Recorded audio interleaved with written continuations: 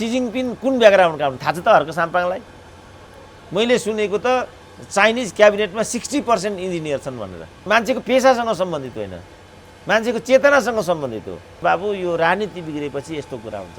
बुझेँ एउटा फुटपाथको लठुवा डन मन्त्री भएँ भन्दैमा अनि मेयरलाई हप्काउँदै हिँड्न चाहिँ पाइन्छ त? बाध्य भए रेप गर्नको लागि मलाई नानीले उत्तेजित गराइन् भन्दै हिँड्छन् बाबाहरू। तपाईँ जोगीको कुरा गर्दै हुनुहुन्छ। अब त्यो जोगी बा चाहिँ एउटा पात्र हो कि गलत निर्णय गरे भने उनीहरू आफै दण्डित हुन्छन्, कुरो सिद्धिन्छ कि जित्छु कि सिक्छु। डाक्टर साहब स्वागत छ। ल हस् धन्यवाद। डाक्टर साहब यो नागरिकता सम्बन्धी विधेयक राष्ट्रिय सभामा बहुमत सदस्य पनि थियो, सरकारले अनुमोदन गराउन सक्थ्यो त्यहाँबाट पनि, प्रतिनिधि सभाको जस्तै हुबहु, तर विधान समितिमा पठाउने निर्णयमा पुग्यो। यो निर्णयमा किन आइपुग्यो र किन विधान समितिमा पठायो डाक्टर साहब? होइन, त्यो पहिला पनि यो संविधान बनाउँदाखेरि पनि यिनीहरूले यस्तै गरेका थिए। राज्यको पुनर्संरचनाको सम्बन्धमा चाहिँ पुनर्संरचना सम्बन्धी उच्च स्तरीय आयोगको चाहिँ अन्तरिम संविधानमै व्यवस्था थियो। यिनीहरूले फास्ट ट्र्याकको नाममा पुनर्संरचना सम्बन्धी आयोगै गठन नगरी संविधानको मस्यौदा फाइनल गऱ्यौँ भन्थे। यिनको त पुरै यो कम्युनिजम, जनयुद्ध, डेमोक्रेसीसँग सम्बन्धित विषय, त्यसलाई ब्रान्ड बनाएर राजाको पावर आफू लिने र आफूहरू त्यहाँ जम्ने भन्दा यिनीहरूको सोचाइ दिमागमा अर्को कुरा केही पनि थिएन। अब यहाँ पनि कसले यिनीहरूलाई नागरिकता ऐन पास गर भनिदियो।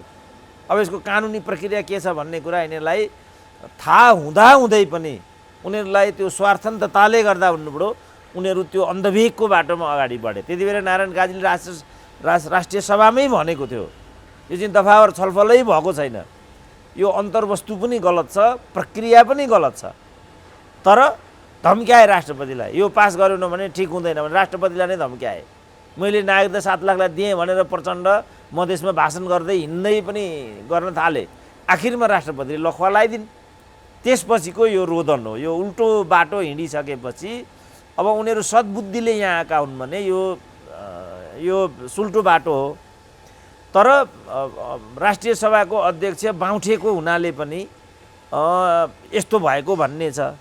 भरे राष्ट्रिय सभाको अध्यक्ष पुरुकै बटारियो भन्ने त त्यो त कतिजनालाई धम्क्याउने, राष्ट्रपतिलाई धम्क्याए, अध्यक्षलाई धम्क्याउने, केपिएललाई धम्क्याउने, कसलाई धम्क्याउने त? सायद यिनीहरू थाकेर यो बाटोतिर गएका हुन्। अब यो बिचमा राष्ट्रपतिले सेनाका अधिकारीहरूसँग पनि भेट गरेको, कानुनवेत्ताहरूसँग भेट गरेको, तपाईँहरू जस्तो बुद्धिजीवीहरूसँग, कतिपय बुद्धिजीवीहरू त्यहाँ जानुभएको थियो, उहाँहरूसँग पनि छलफल गरेको अवस्थाहरू आयो। अब कतिपयले के भने यो 2057 सालमा तत्कालीन राजा वीरेन्द्रले पनि सर्वोच्च अदालतको परामर्श लिएको भन्ने कुराहरू आयो। अब राष्ट्रपति त यो संविधानले सिर्जना गरेको संस्था हो।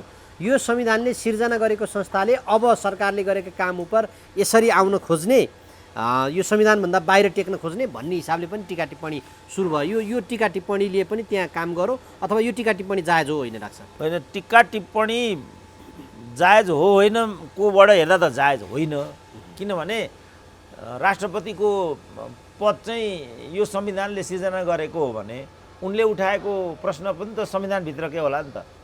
त्यसलाई किन उल्टो रूपमा बुझेको, अपव्याख्या गरेको, किन राष्ट्रपति विरुद्धमा चाहिँ औँला उठाएको त? यो सोझो उत्तरले त यसको समाधान आइपुग्दैन। मुख्य कुरा चाहिँ के भने यसको आशय के हो? मुख्य कुरा यो हो, यसमा संविधान राष्ट्रपतिले मात्रै मिचेको छ कि आफूले मिचेको बाई प्रोडक्ट त्यो हो? जस्तो सर्वोच्च अदालत संविधानको सिर्जना होइन, प्रधान न्यायाधीशलाई हामीले नियुक्ति गरेको हो। के हालत छ त उनको? हिजो सुशीला कार्कीलाई मन नपर्ने बित्तिकै लोकमान सिंह कार्कीको कुन हालत भयो त? लोकमान सिंहलाई हामीले नियुक्ति गरेको हो, सुशीला कार्कीलाई हामीले नियुक्त गरेको हो। संवैधानिक व्यवस्था अनुसारको उनीहरू त्यो पदमा पुगेका होइनन्। खिलराजको प्रधानमन्त्रीत्वमा सरकार गठन गर्ने सम्बन्धी व्यवस्था संविधानमा थियो। यी छाडा हुन्, अराजक हुन् यिनीहरू स्वार्थको लागि जे पनि गर्ने। यिनीहरू विधिको शासन पनि मान्दैनन्। यिनीहरू तल्लो तहका मान्छे हुन् कि घटिया मान्छेहरू।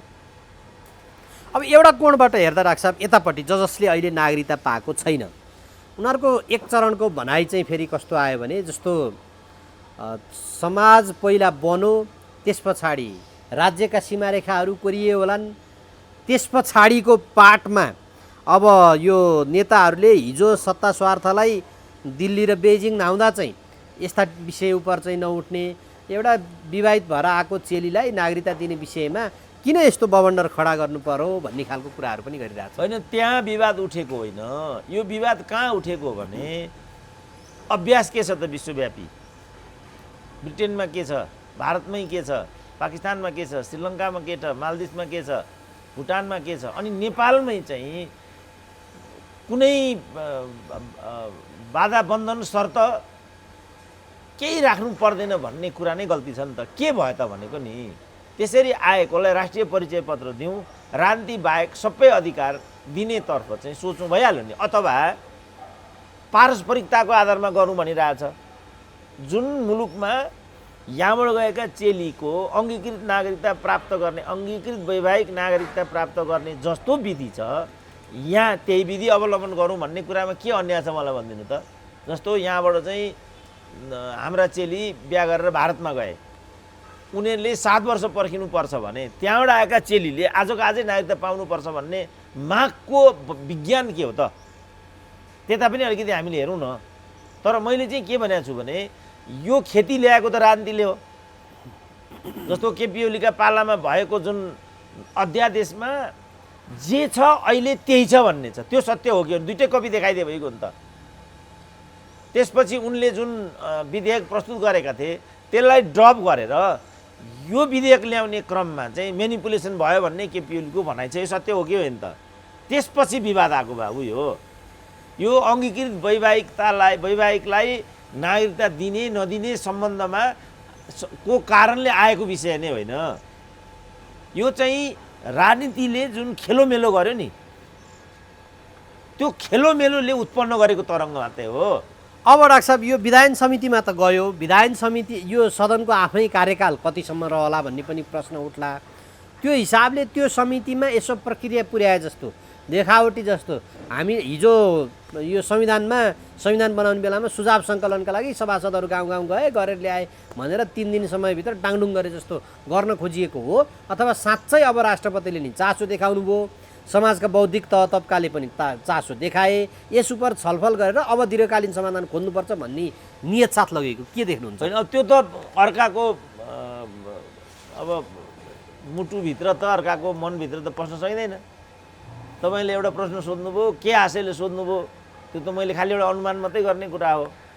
अब उनीहरूले यो जनताको आँखामा छारो हाल्न पनि, किन राष्ट्रपतिलाई हुर्मत लिए, अब अहिले राष्ट्रपतिले चाहिँ मधेस केन्द्रित दलहरूसँग सल्लाह मसौला थालेको भन्ने पनि छ। यो तरिकाबाट यसलाई सेफ ल्यान्डिङ गराउँ भन्ने यिनीहरूको कुनियत पनि हुनसक्छ, किन राष्ट्रपति पनि उइड्याङ्की मुला हुन्। अब खालि हामीले एउटा राष्ट्रपतिलाई चाहिँ एउटा अभिभावकीय भूमिकातिर जाऊ, अहिले मान्छेले प्रश्न उठाए त्यसमा अलिकति वार्न गराऊ मात्रै भनिदिएको हामीले पनि। अब त्यतिको भरमा उनी त्यहाँ आए के होलान् भन्ने त मलाई अहिले पनि लाग्दैन, किनभने उनले अहिले पनि त्यहाँ भेटघाट छलफल यस्तो गरे पनि त्यो प्राय आफ्ना अब लाइक माइन्डेडहरूकै वरिपरिबाट राष्ट्रपति त्यो सल्लाह मसौरीमा गएको भनेर म बुझ्छु। अब को साथीहरू गए, के कुराहरू त्यहाँ भए। अब सैनिक संयन्त्रसँग पनि उनको उठापटक भन्ने छ, त्यो मैले देख्दा आफैमा गैर संवैधानिक छ। राष्ट्रपतिले त संविधानभित्रबाट आफ्नो भूमिका खोज्ने हो, होइन भने मुलुक चाहिँ फेरि सङ्क्रमणमा जान्छ, द्वन्द्वमा जान्छ। त्यो भयो भने हामी थाम्न सक्दैनौँ। मेरो चाहिँ यो भनाइ छ। अब उनीहरूले चाहिँ खेलोमेलो मात्रै गरेका हुन् कि खालि यो एउटा कर्मकाण्ड मात्रै गरेका हुन् कि यिनीहरू, किनभने यिनीहरू त कर्मकाण्डवादी हुन्। अब कर्मकाण्डवादीले त माथि बाउले पाओस् कि नपाओस् यहाँ बाउलाई दान गर्नु पर्यो खाट। त्यसकारण के आशयले उनीहरूले यो गरिराखेका छन्। अब राष्ट्रिय सभाको अध्यक्ष बाउठिएको भन्ने पनि म सुन्दै थिएँ, अघि पनि भने मैले। अब वास्तवमै पो उनीहरूले यो गर्न खोजेको छ र राष्ट्रिय सभाले चाहिँ ओके नगरेको हुनाले भनेर चाहिँ यो फिजल आउट नै हुन्छ कि, अथवा यो विधिबाट यसको समयावधि सिद्ध्याइदिने अनि साप पनि मरोस् लाठी पनि नमाचियोस्मा हो कि बा, के पनि भन्न सकिँदैन नि। त्यसकारण मैले लोकतन्त्रमा पारदर्शिता चाहिन्छ भन्नुको कारण यो हो। त्यसमा चाहिँ जवाफदेहिता चाहिन्छ। अब त्यो भएन भने कुनै पनि कुराको सही आकलन गर्न चाहिँ सकिँदैन। डाक्टर साहब अर्को विषयमा प्रवेश गर्छु। अहिले सत्ता गठबन्धनमा सबभन्दा बढी किचलो सिट बाँडफाँडलाई लिएर भएको छ। काङ्ग्रेस 100 सिट माग्ने, माओवादी केन्द्र 60 सिट, समाजवादी 40 सिट, जसपा 25, जनमोर्चा 2, अब अरू पनि त्यहाँ आइरहेका होलान्। यो संविधानको व्यवस्थाभन्दा बाहिर गएर सिट अलिक तन्काउन पाएदेखि त सबै तन्काउँथ्यो होला नि डाक्टर साहब? होइन, यो पब्लिक कन्जम्सनको लागि मात्रै भनेको हो। त्यसमा चाहिँ उनीहरूको सिट बाँडफाँड सम्बन्धी किचलो त्यो भित्रबाट छैन वास्तवमा त्यो। किनभने यिनीहरू केपी ओलीलाई एउटा हाउगुजी देखाएर केपी ओली लक्षित यो गठबन्धन हो, होइन भने गब्बर आउँछ भन्ने एउटा बिम्ब प्रयोग गरेर यिनीहरू गठबन्धनको जस्तो चित्रबहादुर केसी के भन्नु, चित्रबहादुर केसीले 2 सिट मागेका छन्। चित्रबहादुर केसीले 2 सिट माग्नुको के अर्थ हुन्छ? 5 सिट माग्यो भने एउटा अर्थ। चित्रबहादुर जस्तो राष्ट्रिय जनमोर्चा मसाल जस्तो पार्टीले रोएर 2 सिट मागेपछि 1 सिट 2 को 2 त कसैले पनि पाउँदैन। जस्तो प्रचण्डले 60 मागेका छन्, बढीमा 40 हुन्छ उनले पाउने, त्यहाँ जित्ने 15 हुन्छ। समाजवादी, जसपा उनीहरूको पनि त्यही कुरा हुन्छ। जति माग्यो त्यति त पाइँदैन होला नि, जति उम्मेदवार लिएर गयो त्यति जितिन्छ त।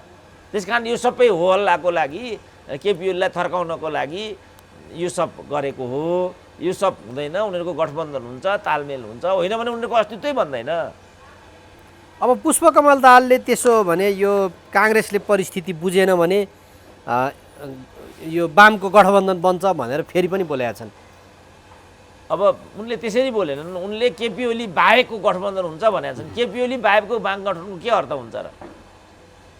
कहाँ छ त्यो वाम गठबन्धन भनेको? कहाँ हो त्यो? चित्रबहादुर केसी आफै 2 सिट मागिरहेछन्, 1 सिटको कुरा होला। अनि माधव कुमार नेपालको त सबैले आकलन गरेकै छ, त्यो एमालेको भोट ब्याङ्क हो। अब उनले त्यहाँबाट कति चुड्छन् भन्ने कुरा आयो। अब माओवादी पनि ओह्रालो लागेकै शक्ति भयो। अनि कुन चाहिँ वाम गठबन्धन हुन्छ त? माइनस माओवादी अथवा माइनस एमाले के वाम गठबन्धन हुन्छ? कुनै अर्थको वाम गठबन्धन हुन्छ र?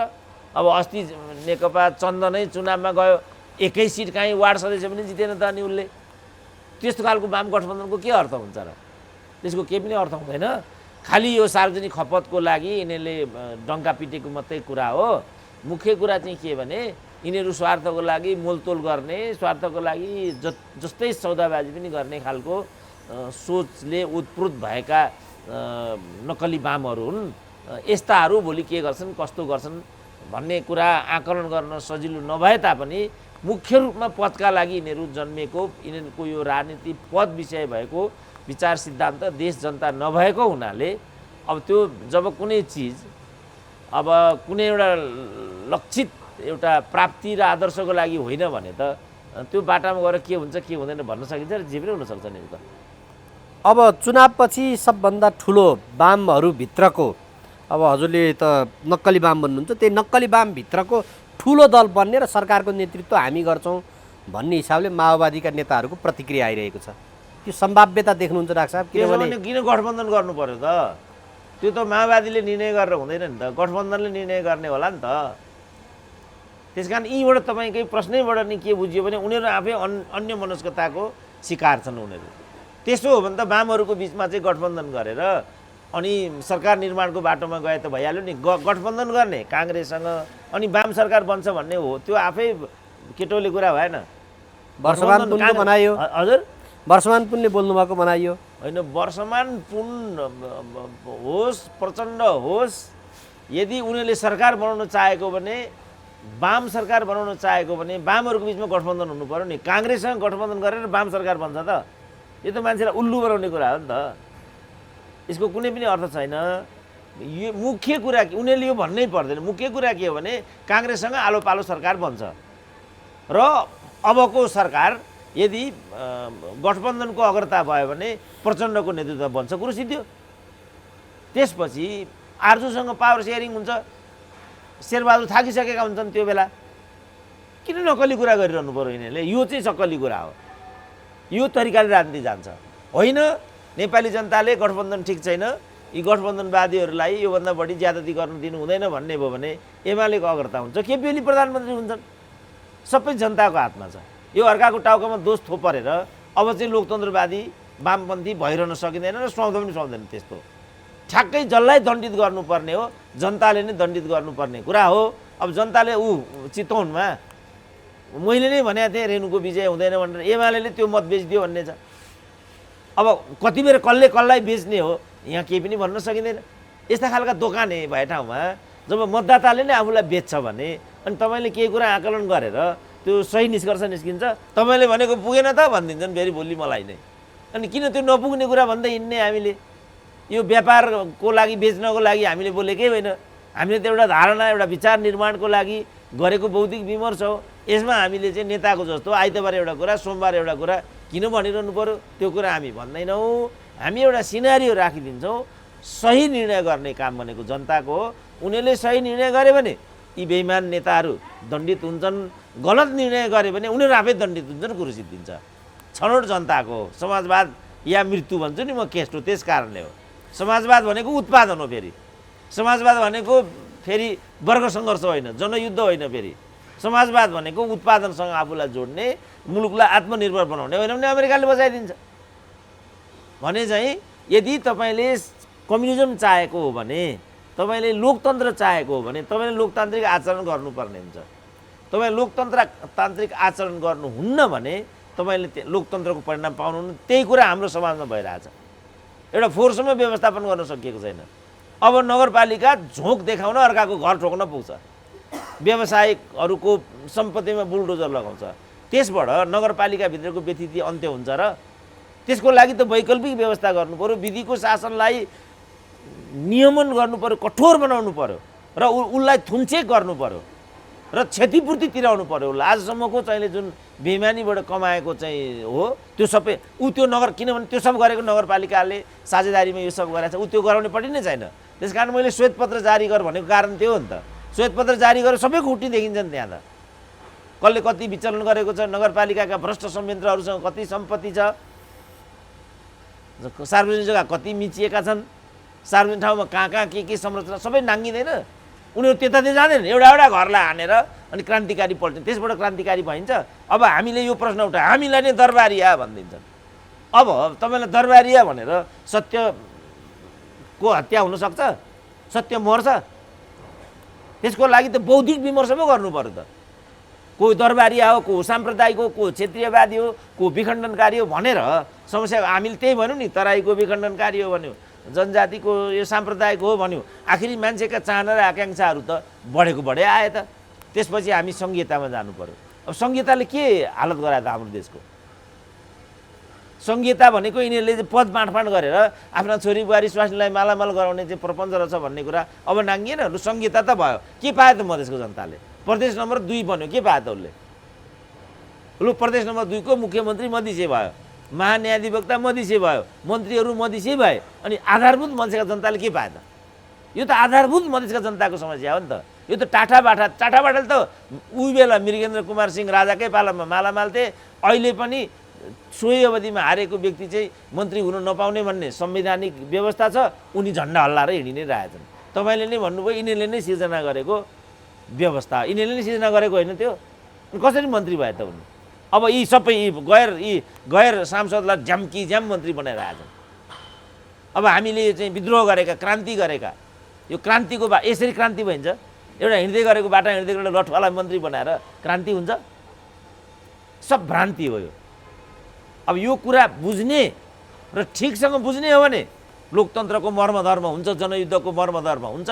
होइन भने टाठाबाटाले आफू हार्यो स्वाइनलाई बनाउँछन्, स्वाइनलाई बनायो आफू कमाउने धमाउनेमा लाग्छन्। डाक्टर साहब, एउटा प्रसङ्गमा यहाँले ठ्याक्क कोट्याउनु भयो। यो काठमाडौँका मेयरको एउटा समाज, एउटा तबका, एउटा व्यक्तिहरू एकातर्फ लाग्दाखेरि हजुरको त्यसमा ठ्याक्क आलोचनात्मक आउँछ। यो प्रकरणमा खास गरी मेयरले त नियमअनुसार गरेको भनेका छन्, उपमेयरले मैले पनि साथ दिएको भनेका छन्, जुन संरचना हिजो बनाइएन अब हामी त्यो सुधार गर्छौँ भनेका छन्। त्यसो हो भने तपाईँले किन त्यसको चाहिँ आलोचनात्मक दृष्टिकोण राखिदिनु पर्यो? समर्थन दिँदै भइगयो नि भन्ने एउटा तबका होला। तपाईँको धारणा आफ्नो बौद्धिक विवेक ज्ञानले जे दिएको छ अध्ययनले त्यो होला। त्यसमा त्यो समाजमा बगिरहेको हावा यस्तो कसरी बग्छ र यसमा आलोचनात्मक सोचहरू कसरी आउँछ डाक्टर साहब? होइन, म त पहिला यसलाई सैद्धान्तिकरण गर्छु। यिनीहरू पहिला वैयक्तिकरण गर्छन्। त्यसपछि राजनीतिकरण गर्छन्, त्यसपछि जातिकरण गर्छन्, अनि भाषाकरण गर्छन्, अनि लैङ्गिकरण गर्छन्। उनीहरू त्यसो गर्छन्, म त्यो गर्दिनँ। जस्तो पल्साको कुरा म गर्थेँ नि, पल्सा मेरो भतिजो हो र मैले चिनेको छ र पल्सालाई।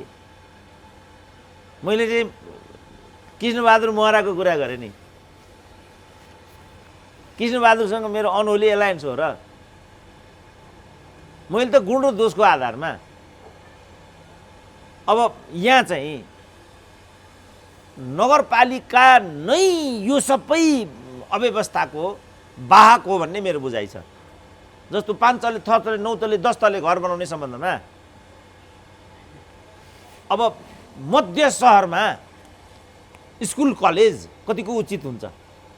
मैले सुनेको त मध्य सहरमा हस्पिटलको लागि पनि स्वीकृति छैन, त्यसै कारण प्रसुति गृह त्यहाँ बनाएको छ, ओम नर्सिङ हस्पिटल त्यहाँ बनाएको छ। अब अहिले त्यो त केलाई मध्य सहर मान्ने डाक्टर साहब? यो त सबै 27 किलोमिटरबाट पनि कति त अब बस्ती नै भइसकेको छ। 40 लाख बढी त जनसङ्ख्या छ भनिन्छ। अब त अलि पर, यहाँभन्दा अलि टाढा 10 किलोमिटर टाढा गयो भने चाहिँ अलि बाहिर निक्ल्यो कि भने जस्तो होला। होइन, उनीहरूले आउटलेटसँग, जस्तो प्रसुति गृह त्यहाँ हुनुको मतलब बागमतीसँग आउटलेट गरे, नर्सिङ होम त्यहाँ भनेपछि धोबी खोलासँग आउटलेट, यस्तो हिसाब हो क्या बाबु। अब अहिले तपाईँ ल हेर्नु त, कत्रा कत्रा चाहिँ अहिले तपाईँ बागबजारमा तपाईँ निस्किन सक्नुहुन्न। सबै ठुल्ठुला कलेजहरू यहाँ, मोडल कलेज यहीँ, मोडल हस्पिटल यहीँ छ, सम्पूर्ण कुराहरू यहीँ छन्। अब यो मोडल हस्पिटलको पनि त तपाईँलाई थाहा होला, त्यस कारण यसको आधिकारिक स्थल भने त कीर्तिपुर हो नि त। त्यसकारण जुन भू उपयोगको जुन नीति छ, भू उपयोगको नीति चाहिँ जस्तो उपमेयरले 7 दिन तपाईँले भन्नुभयो, हाम्रो उपमेयरले भू उपयोग सम्बन्धी नीति पढेको त छ। त्यस कारण मलाई वरियता चाहिन्छ, म भन्छु नि, राइट म्यान राइट प्लेस हुनुपर्छ भन्ने तर्क यहाँ हो नि त।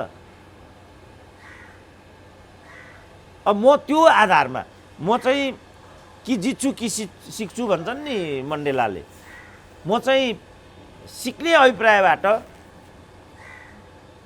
उत्पीडित र उपेक्षित वर्गलाई ढाडस दिने अभिप्रायबाट विधिको शासनलाई र लोकतन्त्रलाई प्रवर्धन गर्ने कोणबाट विषयलाई उठाइराखेको हुन्छ। अरूको चाहिँ म हेर्छु, कोही कि साम्प्रदायिक सोचबाट आइराखेका हुन्छन्, कोही पूर्वाग्रहबाट आइरहेका हुन्छन्।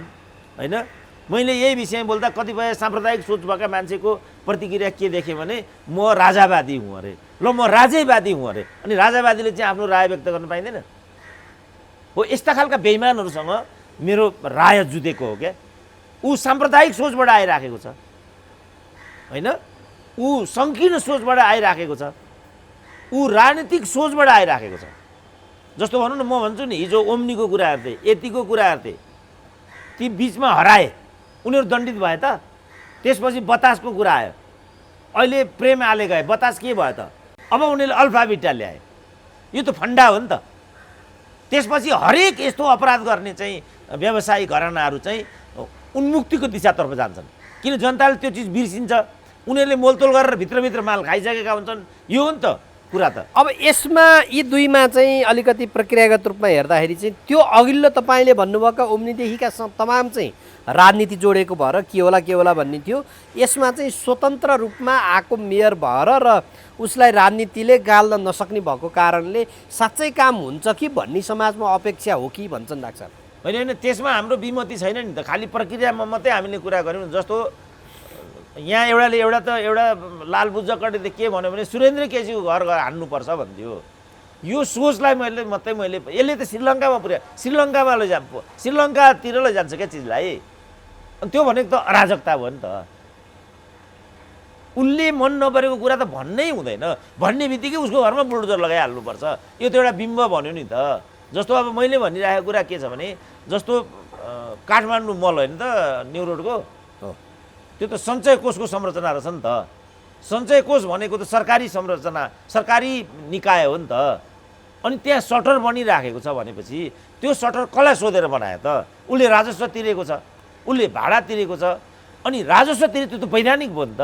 त्यो वैधानिक त कसले दिएको त? त्यस कारण पहिला नगरपालिकालाई कारबाही गर्नुपर्छ, वा सञ्चय कोषलाई कारबाही गर्नुपर्छ। किन त्यहाँ त व्यावसायिक मान्छेको त लगानी परेको छ नि त, सम्पत्ति मान्छेको व्यक्तिगत सम्पत्तिको सुरक्षा त तपाईँले यो संविधानको सिर्जना के भन्नुभयो, व्यक्तिगत सम्पत्तिको ग्यारेन्टी गर्छ होइन यो संविधानले। अनि सम्पत्तिको हकै छ, मौलिक हक भित्रै छ। अनि त्यो हकको ग्यारेन्टी भएन मैले भनिदिएको मात्रै हो नि त। अब जस्तो भनौँ न, अब आरबी कम्प्लेक्स चाहिँ गुठी संस्थानको रहेछ। अनि त्यो बाटामा जुन पसलहरू चलाएर चाहिँ उनीहरूले व्यवसाय गरिराखेका थिए, त्यस बापत त उनीहरूले पेमेन्ट गरिरहेछ नि, त्यो पैसा कसले लिएको छ त? बदमासी त भएको त्यहाँबाट हो नि त। अब हामीले अस्ति गएर त्यहाँ स्थलगत निरीक्षण गर्दाखेरि उनीहरूले नि के भने त भन्दाखेरि अघिल्लो दिन मात्रै मैले चाहिँ 1.25 लाख भाडा तिरिरहेको छु। अनि त्यो भाडा लिने निकायको हो त। अनि उसको सम्पत्तिमाथि बुलडोजर लगाउनु पाइयो? अघिल्लो दिन ऊ 1.25 लाख भाडा तिरेर तल ओर्लिँदाखेरि आफ्नो पसलमा चाहिँ बुलडोजर लागिराखेको। यो कस्तो हो भनेको त? यसमा नगरपालिकाले विवेक पुर्याउनु पर्छ कि पर्दैन भन्ने कुरा हो। यहाँ नगरपालिकाले किन यस्तो गरेको, कसरी गरेको, यस्तो गर्न पाउँदैन भनेको छ र हामीले? यसको विधिको शासनमा विधिसम्मत प्रक्रियाबाट चाहिँ व्यक्तिगत सम्पत्तिको सुरक्षाको हक पनि उल्लङ्घन नहुने गरी दीर्घकालीन तरिकाले यस किसिमका विकृतिहरूको चाहिँ समाधान खोजिनुपर्छ, निकास निकालिनुपर्छ। जस्तो फोहोरकै कुरा पनि म यो भन्छु नि त, त्यो फोहोरमा त सरकार र नगरपालिका संलग्न छ नि त। डाक्टर साहब, म त्यो फोहोरमा आउँछु। यो अहिले यतैपट्टि हेर्नु, यो पार्किङको पार्टमा जस्तो 35 दिन सूचना निकाल्दा व्यक्तिहरू गणन, त्यो जो व्यक्तिले त्यहाँ पसल थापे ती व्यक्तिलाई त अब सूचना पुर्याइएन, थाहा नि भएन, आफ्नो हिसाबले दैनिक गुजारा गर्दै गए। जो व्यक्तिलाई सूचना थियो त्यो व्यक्तिहरूले त्यहाँ पहुँचै राख्न चाहेनन्। मेयरको भनाइ मैले कानुन सम्मत काम गरेको, यो 2074 को ऐन अनुसार मैले चाहिँ काम गरेको, मैले के बिराएँ भन्ने उनको तर्क छ। अब यतापट्टिबाट हेर्दाखेरि नगरिकन नहानिकन त्यहाँ चाहिँ लगेर बुलडोजर नचलाएसम्म कतिपय सुधार पनि नभएको देखियो। जस्तै त्यो राजधानी विभागमा त्यहाँ बेसमेन्ट पार्किङ गराउँछु भनेर छ, त्रिपुरेश्वरमा जहिले जाम। अब उसले पार्किङका लागि जब 2टा तला खाली गरिसकेपछि अलिअलि सहज भयो भन्ने खालको कुराहरू पनि आएको छ। यो हिसाबले चाहिँ त्यहाँ एक्सनमा नउत्रिकन त्यसको रियाक्सन नआउँदो रहेछ कि भन्न खोजेको होइन। अब राजधानी भनेको सरकारी निकाय हो नि त, उनीहरूलाई त डबल दण्ड गर्नु पऱ्यो नि त। व्यक्तिलाई थर्काउनु भएन के, त्यसले गर्दा त मान्छे आतङ्कित हुने भयो नि त। लोकतन्त्रमा पनि व्यक्ति आतङ्कित हुनुपर्ने, उद्यमी र व्यावसायिक व्यक्तिहरू आतङ्कित हुनुपर्ने। राजधानी भनेको सरकारी हो, सञ्चय कोष भनेको सरकारी हो, गुठी संस्थान भनेको अर्ध सरकारी हो। यिनीहरूलाई ठिउन ठोके भइहाल्छ नि त। किन मान्छेको व्यक्तिगत सम्पत्तिमाथि प्रहार गर्ने भनेको क्या मैले? त्यो गर्यो भने त आफसे आफ चाहिँ चिज नियन्त्रित भइहाल्छ नि त। म यो भन्दैछु, जस्तो त्यहाँ तपाईँकै उमेरको एउटा युवा छ आरबी कम्प्लेक्समा, मैले 20 लाखमा यो स्पेस किने भन्छ। अनि स्पेस किन्न पाइन्छ त? कसले बेचेको त त्यो? अब भृकुटी मण्डपमा यही छ। भृकुटी मण्डप भनेको दोकान चलाउने ठाउँ हो। त्यो भृकुटी मण्डप कसले चलाउनु दिएको त? अनि त्यहाँको इन्कम कहाँ जान्छ त? लु, यिनीहरूले चाहिँ नियम मेचे, कानुन मिचे। अनि त्यो भृकुटी मण्डपका सञ्चालकहरूले चाहिँ नियम कानुन मिचेनन्, उनीहरू चाहिँ दण्डित हुनु पर्दैन। उनीहरू हुन् क्या यो सामाजिक व्यथितिका भाग भनेका चाहिँ उनीहरू हुन्। जस्तो रत्न पार्कमा चाहिँ तपाईँ देखिरहनु भएको छ नि, कस्तो गाह्रो छ त त्यो मोमो गनाएर त्यो भैँसीको कलेजो भुटेर तपाईँ त्यो बाटै क्रस गर्न सक्नुहुन्न। कत्रो फोहोर छ तपाईँ हेर्नु त। ल, जुन माथिको जुन पुल छ कस्तो अवस्थामा छ त? दिशा गरिरहेको हुन्छ, माथिले गरिरहेको हुन्छ हुँदैन। अनि के हेरेर बसेको त नगरपालिका चाहिँ? उसको चाहिँ कर्तव्य केही भन्दैन? खोइ त सडक व्यवस्थापन तपाईँ हेर्नुहोस् कस्तो रुग्ण अवस्था छ त सडकहरूको। प्राथमिकता कहाँ भनेको के मैले? त्यसपछि बिस्तारै सफा गर्दै गर्दै गर्दै गार्डनिङ गर्दै गर्दै हरियाली बनाउँदै बनाउँदै रुग्ण सडकहरूलाई व्यवस्थित गर्दै गर्दै जाने क्रममा टक्क आइपुग्यो अल्फाभिटामा। अल्फाभिटामा आइपुगेपछि नगरपालिकाले के देख्यो भने सडकमा चाहिँ संरचना बनिरहेको, यो के हो भन्नु पर्यो। अब त्यसपछि त ऊ थरेर भइहाल्छ नि त। तर यहाँ त के भने बाटो उस्तै छ, भृकुटी मण्डप उस्तै छ, रत्नपार्कका सटरहरू उस्तै छन्, अल्फाभिटा भन्ने कुरा हो। अनि त्यो भन्ने बित्तिकै मैले ओम्नी सम्झेँ, बतास सम्झेँ, यति सम्झेँ र यसमा मैले पोलिटिकल भेन्डेटा देखेँ। त्यसलाई मात्रै मैले भनिदिन खोजेको। नगरपालिकाले यो किन गरेकोमा भन्ने मेरो प्रश्नै छैन। उसले अलिकति प्रक्रिया मिलाएन कि यसले गर्दा एउटा मान्छे मात्रै चाहिँ लक्षित हुन्छ कि भनिरहेछ व्यावसायिक मानिसहरूले। हामीले यसमा सही सूचना पाएनौँ। दसैँको मुख छ, छोराछोरीको माड हाम्रो यही हो। सबै कुरा हामीले ब्याङ्कको ऋण लिइराखेका छौँ। हाम्रो यसमा आरबी कम्प्लेक्समा मात्रै 1 अरबको लगानी भन्ने छ। अब यो त आरबी, काठमाडौँ मल र अल्फाबिटाको 3टाको मात्रै कुरा भयो होइन। अब राजधानीमा आयो 4 भयो, वनस्थलीमा पुग्यो भन्ने भयो 5 भयो, अनि कहाँसम्म जान्छ त यो? त्यसकारण मैले भने पहिल्यै श्वेतपत्र जारी गर्नु पर्यो र यो तरिका नगरपालिका अगाडि आउँदैछ। तपाईँहरू अद्यावधिक र दुरुस्त भएर बस्नु होला, अन्यथा नगरपालिका जवाफदेही हुने छैन। कमसेकम 35 दिनको एउटा अर्को, ठिक छ 15 दिन होस्, हप्ता दिन होस्, 35 दिनभित्र पनि सरकारवाला कोही पनि सम्पर्क गर्न नआएको हुनाले नगरपालिकाले अर्को 1 हप्ता सूचना जारी गरेको छ। त्यसपछि पनि सरकारवालाहरू सम्पर्क राख्न नआएको खण्डमा सम्बन्धित पक्ष नै जवाफदेही हुनेछ। एउटा भनिदिँदैमा कति नगरपालिकाको सर्वोच्च जान्छ र मैले भनेको त्यो अवधिसम्म ऊ फोहोरको व्यवस्थापन गरिरहोस्, त्यसको दीर्घकालीन उपाय खोजोस्, त्यसलाई एउटा अन्तर्क्रिया गराओस्, त्यहाँ उसले यो बहसलाई पनि निकालोस्, बौद्धिकहरूलाई पनि बोलाओस्, मिडियालाई पनि बोलाओस्। नगरपालिका यो तरिकाले अगाडि गइराखेको छ। सरकारवालाहरू अटेर गरिराखेका छन्। हामी अहिले सचेत गराउँदैछौँ। कृपया तपाईँहरू अटेरी नभइदिनुहोस्। तपाईँहरूले नगरपालिकाको र नगर विकासको नियम कानुनहरू उल्लङ्घन गरेर चाहिँ सार्वजनिक स्थलमा तपाईँहरूले संरचना खडा गरेर बस्नुभएको कुरा गैर कानुनी छ। यसले बटुवाहरूलाई असर गरिराखेको छ। तपाईँहरूले फुटपाथ भनेको दोकान चलाउनको लागि होइन, यसले गर्दा यात्रुहरूलाई धेरै नै सकस परिरहेछ। तपाईँहरूलाई हामी चाहिँ 15 दिनको समय दिँदैछौँ। वैकल्पिक व्यावसायिक व्यवस्था तपाईँहरूले गर्नुहोला, पछि नगरपालिकाले तपाईँहरूले दोषारोपण गर्न पाउनुहुने छैन भन्दै भन्दै भन्दै एउटा मानसिकता बनाएर 2 महिनाभित्रमा यो काम गरे त के बित्छ र भनेको। वर्षौँदेखि यस्तो काहीँ पनि भन्नुहोस् न, लो कुनै काठमाडौँको हेर्नु त हिजो पानी आयो सुरुमा कस्तो स्निग्ध थियो सहर, दिउँसो धुलो उड्न थालेको हेर्नु त मेरो घाँटी कस्तो भयो। यो अवस्था छ। अब डाक्टर साहब, धरानका मेयरले अहिले पनि काठमाडौँका मेयरलाई प्रहार गर्न छोडेका छैनन्। यो इन्जिनियर व्यक्ति राजनीतिमा आउने होइन, ध्वंस गरेर हुन्छ भन्ने खालको उनको चाहिँ तर्क पनि त्यहाँनिर देखिन्छ।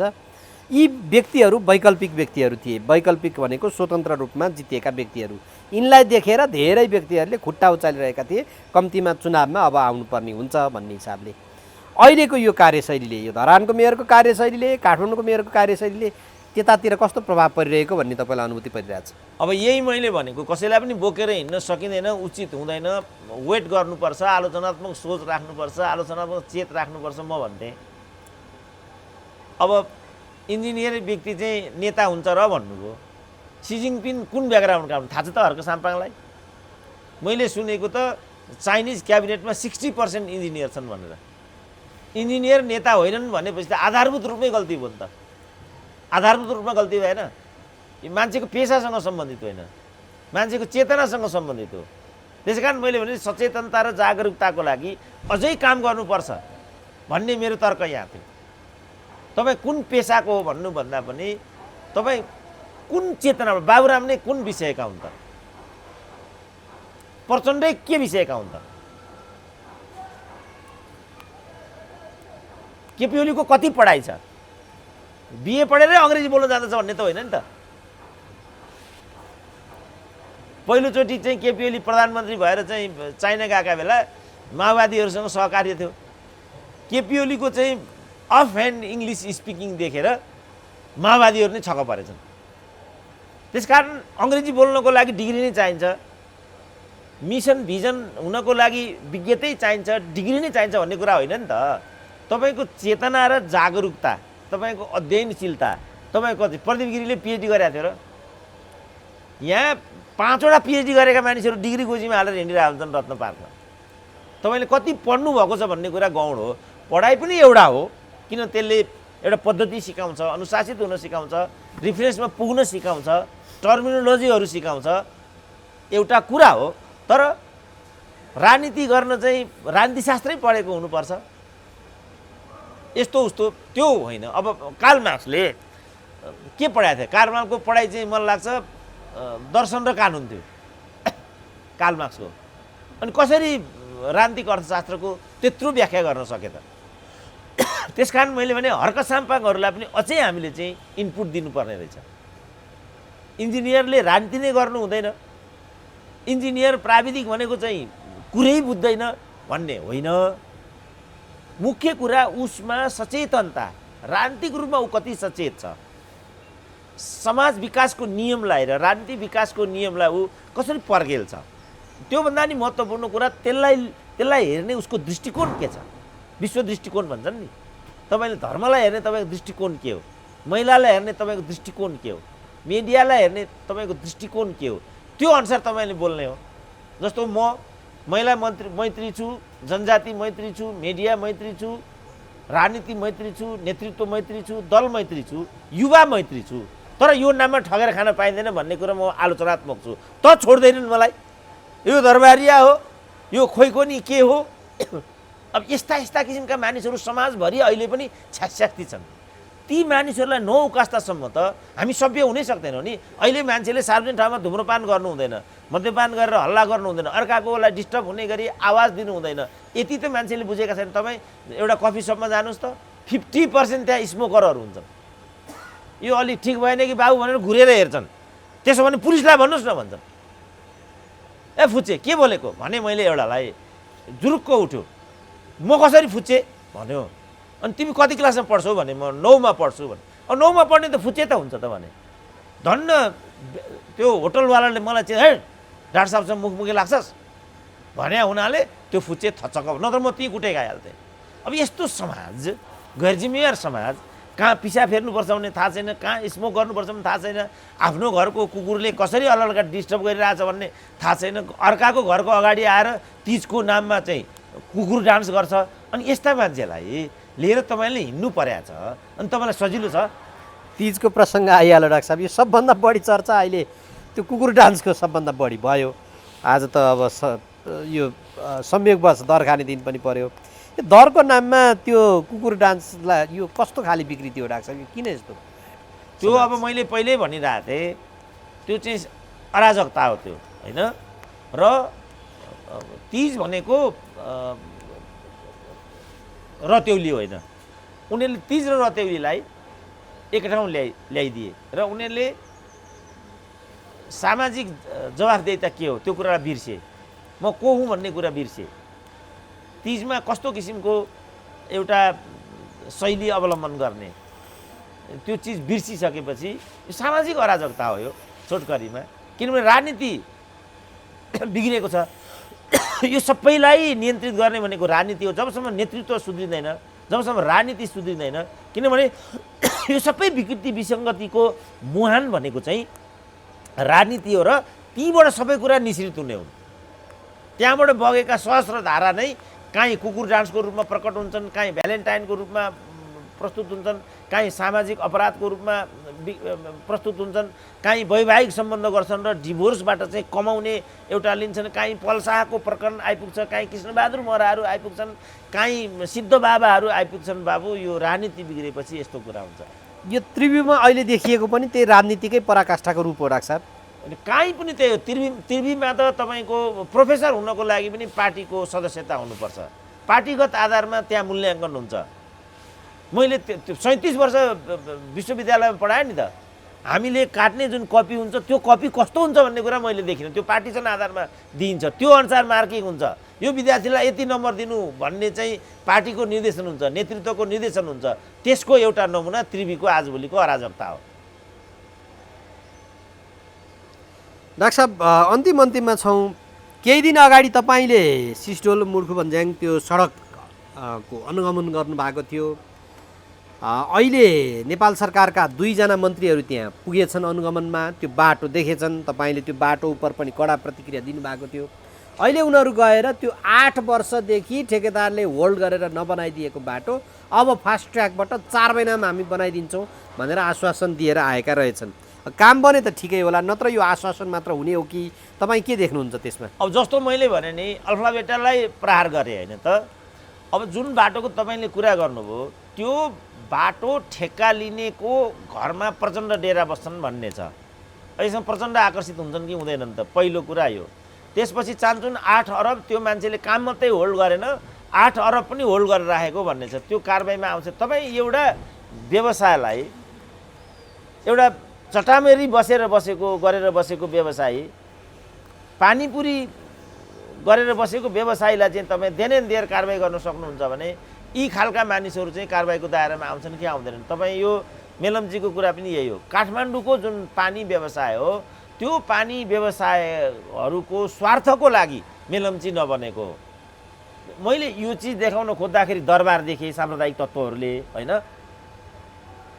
अब कति खेदजनक कुरा छ कि को मान्छे के को लागि आवाज दिइराखेको छ भन्नेसम्म पनि नेपाली समाज चाहिँ पर्गेल्न सक्दैन। किनभने कहाँ पिछा फेर्नुपर्छ भन्ने नै थाहा छैन उसलाई, कहाँ स्मोक गर्नुपर्छ भन्ने नै थाहा छैन। आफ्नो घरमा पालेको कुकुरले छरछिमेकीलाई नै वाङवाङ गराउनुपर्छ, यसले कस्तो डिस्टर्ब गर्छ भन्ने नै थाहा छैन। अर्काको घरको अगाडि आएर कुकुर डान्स गर्नु हुन्छ कि हुँदैन भन्ने नै थाहा नहुने समाजले अनि यो चिज कहिले बुझ्छ त? जहाँसम्म फास्ट ट्र्याकको कुरा छ, मेरो चाहिँ माग के छ भने पहिला यो 8 अरब सम्बोधित हुनुपर्छ र त्यो मान्छे कारबाहीको दायरामा आउनुपर्छ, अनि मात्रै फास्ट ट्र्याकको कुरा हो। न त यो त फेरि फास्ट ट्र्याकको नाममा अर्को बजेट निकालेर लुट्ने हिसाब हो कि? 4 महिनामा बनाउने भनेर आयो फेरि। 4 महिनामा बनाएन भने 4 महिनापछि चुनाव पनि छ, दसैँ तिहार आयो, त्यो आश्वासनको पोको मात्रै हो कि? मैले बुझेको त चुनावको मुखमा चुनावलाई असर गर्ने गरी कुनै प्रोजेक्टै ल्याउनु हुँदैन। मैले बुझेको त यो हो। तपाईँले अघि हामीले बनाएको सिर्जना गरेको कुनै केही संविधान पनि भन्नुभयो, त्यही संविधानले गरेको परिकल्पना हो त्यो। लोकतन्त्र भने मैले भने नि त्यो मोरल र इथिक्सबाट चल्ने सिस्टम हो लोकतन्त्र भनेको। तपाईँ मोरल र इथिक्स मान्नुहुन्न भने अरू सबै गफ हो, त्यसको केही अर्थ हुँदैन। डाक्टर साहब, अब जाँदा जाँदै अन्तिममा यो एउटा महत्त्वपूर्ण विषय पनि छ। यो गम्भीर प्रकृतिका घटना, हत्या अपहरणमा पनि आम माफी दिने गरेर अहिले यो कानुन लिएर आइयो भन्ने खालको कुरा छ। कानुन मन्त्रीको आगमनमै डाक्टर साहबको त्यसमा चाहिँ अलिकति मिलेन कि प्रक्रिया भन्ने थियो। यो हिसाबले यो विषय यता आयो, द्वन्द्वकालीन मुद्दाले पटक पटक झकझकाइराख्छ पनि भन्ने छ। यसलाई कसरी हेर्ने? त्यो हुन्छ लाचार र अकर्मण्य प्रधानमन्त्री शेरबहादुरको पालामा नै प्रचण्डले चाहेका सबै हरकतहरू पुरा हुन्छन् र यसका लागि नै त्यो व्यक्तिलाई उनीहरूले कानुन मन्त्री बनाएर त्यहाँ ल्याएका हुन्। अब इन्टरनेसनल कम्युनिटीले यसलाई कसरी हेर्छ त्यो भोलिको कुरा भयो। प्रमुख प्रतिपक्षको रवैया के हुन्छ त्यो उनीहरूको कुरा भयो। तर यो बाटोमा यो चिज ल्याइएको र त्यो हुन्छ मैले देख्दा। यतिका लागि अकर्मण्य र लाचार शेरबहादुरलाई त्यहाँ प्रधानमन्त्री बनाइएको, यो कानुन मन्त्री के नाम अरे गोविन्द कोइरालालाई यतिको लागि त्यहाँ ल्याइएको र यो हुन्छ मैले देख्दा। त्यो कसैले रोकेर रोकिँदैन, त्यो हुन्छ। त्यो त्यसो भए गम्भीर घटनामा आम माफी दिन्छ, पीडकले उन्मुक्ति पाउँछ, पीडितले त अब सजाय पाइहाल्यो, सिद्धिहाल्यो। त्यसमा मलाई केही पनि भन्नु छैन। अब त्यसको के हो परिपाटी, अन्तर्राष्ट्रिय अभ्यास के हो, कानुन के हो, सारा के हो। अब किनभने कानुन व्यवसायीहरू चाहिँ यो राजनीतिक आधारमा चाहिँ विभाजित भइराखेका हुन्छन्। जब कानुन न्यायाधीश नै राजनीतिक आधारमा हुन्छ, अधिवक्ता नै राजनीतिक आधारमा चाहिँ दृष्टिकोण दिँदै बग्दै हिँड्छ भने अनि तपाईँ पीडितले न्याय पाउँछन्? न्यायाधीशै जब पार्टीको आधारमा हुन्छ, कानुन मन्त्री नै जब पार्टीको आधारमा एउटा स्वार्थको लागि डिपुट गरिन्छ भने अनि उसले चाहिँ लक्षित समूह अनुकूलको न्याय सम्पादन गर्छ कि स्वार्थ समुदायको स्वार्थ अनुकूल चाहिँ नियम कानुनको परिकल्पना गर्छ? त्यो प्रश्नै छ नि। अब मैले आवाज ल्याएँ भने किन तपाईँ समाजको उल्टो भनिदिइहाल्नुहुन्छ? तपाईँ नै मैले भनेको होइन, अब समाज एकातिर बगिरहेको छ, समाजले त्यो धारणालाई स्वीकार गरेको जस्तो देखिन्छ। हुन त यहाँ नेताहरूले विरोध गरिरहेछन्, 200-400 फेसबुके फ्यानहरू आयो भने भनेर काला चस्मा लाउँदैमा, रातो झन्डा ओढ्दैमा कोही व्यक्ति मेयर भयो भनेर भोलि 32वटै वडाका वडाध्यक्षले डोजर लिएर हिँड्यो भने पनि भन्न थालेका छन्। अनि बुझेँ एउटा फुटपाथको लठुवा डन मन्त्री भए भन्दैमा अनि मेयरलाई हप्काउँदै हिँड्न चाहिँ पाइन्छ त? उस्तै हुन् क्या यिनीहरू, चोर चोर मौसेरे भाइ भनेको यही हो। यिनीहरू घिउ बेचुवा र तरवार बेचुवा यिनीहरूको बिचमा केही पनि फरक छैन भन्ने मेरो तर्क यहाँ हो। मुख्य कुरा चाहिँ के भने हामी विधिको शासन अनुरूप गइराखेका छौँ कि छैनौँ? संविधानको दिग्दर्शनलाई हामीले परिपालन गरेका छौँ कि छैनौँ, अन्तर्राष्ट्रिय कम्युनिटीले हामीलाई कसरी हेरिराखेको छ त्यसको सादृश्यतामा हामीले आफूलाई विकसित गरिराखेका छौँ कि छैनौँ, मुख्य कुरा त यो हो नि, बाँकी सब त गफ हो। डाक्टर साहब, यो प्रकरणमा महेश बस्नेतले हामी 200-400 मान्छे ल्याएर घेरिदिन्छौँ भनेका थिए। डाक्टर जगमान गुरुङले त्यो बालेनमा चाहिँ दैवीय शक्ति छ भनेर एउटा अन्तर्वार्ता दिनुभएको थियो। एकजना जोगी म त्यो बालेनलाई भस्म गरिदिन्छु भन्दै पनि गएका रहेछन्। यो रमाइलो प्रसङ्ग कसरी हेर्नुहुन्छ? कुनै पनि मान्छेमा दैवी शक्ति हुन्छ भन्ने कुरामा म विश्वास गर्दिनँ। मान्छे अलौकिक हुन्छ भन्ने कुरामा पनि म विश्वास गर्दिनँ। मान्छे हुन्छ, ऊ मान्छेमा सद्गुणहरू छन् भने त्यही मान्छे महामानव हुन्छ, होइन भने त्यही मान्छे चाहिँ त्यसको उल्टो हुन्छ। त्यस कारणले कोही पनि मान्छेको देवत्वकरणको पक्षमा म कहिले पनि भइनँ। त्यस कारण मैले के भने राजनीतिमा पनि दासत्वको एउटा बाटो होइन, एउटा सचेतनता र जागरुकताको बाटो, स्वाभिमानको बाटो। अभिमान घमण्ड पनि होइन, फेरि ठिक्क स्वाभिमानमा रहने। स्वाभिमान भन्नु र अभिमान भन्नुमा फरक पर्छ।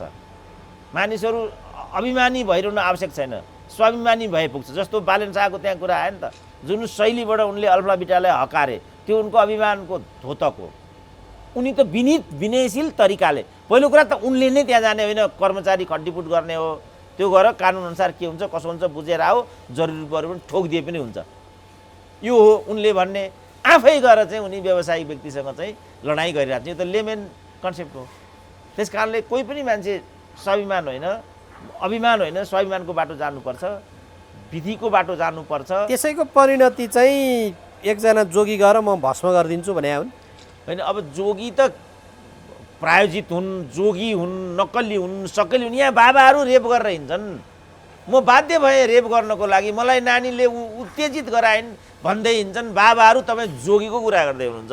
अब त्यो जोगी बा चाहिँ एउटा पात्र हो कि बा प्रायोजना हो कि कुन स्तरको जोगी हो? यहाँ तपाईँ हामीले देखिरहेको छौँ शिवरात्रिमा आएका बाबाले भने जस्तो दक्षिणा भएन भने तुमको यहीँ भस्म गरिदिएँ भन्दै थियो। त्यस्तो खालको जोगी हो कि थाहा छैन नि बाबु। पहिला त्यसको परिचय ल्याउनु न, त्यसको परिचय पत्र हेरौँ अनि मात्रै भनौँला। अब त्यसै जोगी भन्दैमा एउटा भेष लाएर हिँडिरहेको जोगी हो कि?